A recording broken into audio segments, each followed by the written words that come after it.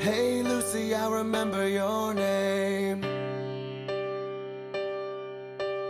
I left a dozen roses on your grave today. I'm in the grass on my knees, wipe the leaves away.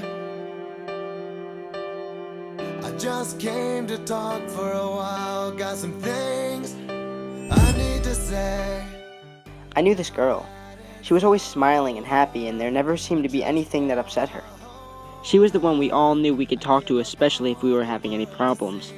Might I just add, between the four of us, someone was always having a problem. Time went on, and everything was fine until one Thursday she was acting the slightest bit strange, but still she insisted she was fine, so we just shrugged it off because she wasn't known to lie about even the slightest things. The day went on as normal, and the last period before the end of the day, we watched her go around to everyone in the room and a few of some old classmates that still went to our school. We had no idea what she said to them. Until the following day.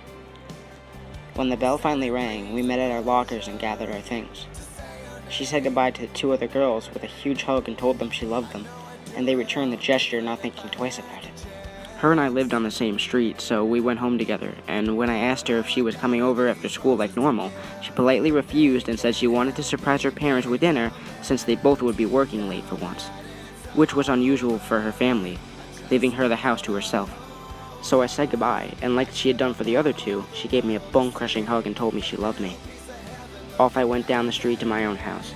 When the next day she didn't show, we still didn't think much about it because I had received a message from her last night that she was feeling a little under the weather, and that was the last I heard from her.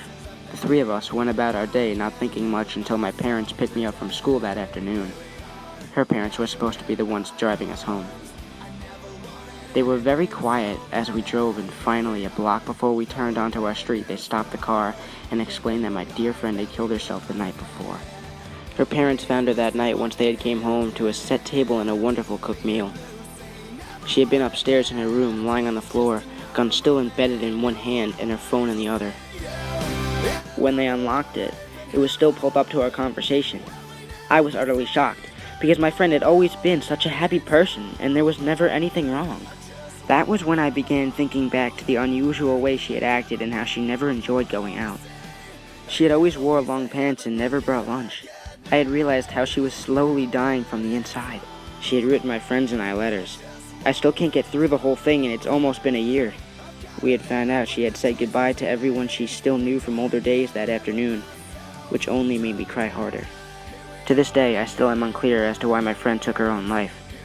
But I've realized that the happiest people are often the most damaged like her. Please know that you are loved, and whatever you're going through, in the end it will be okay.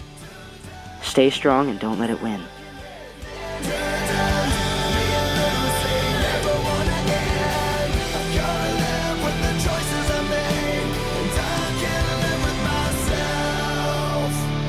Today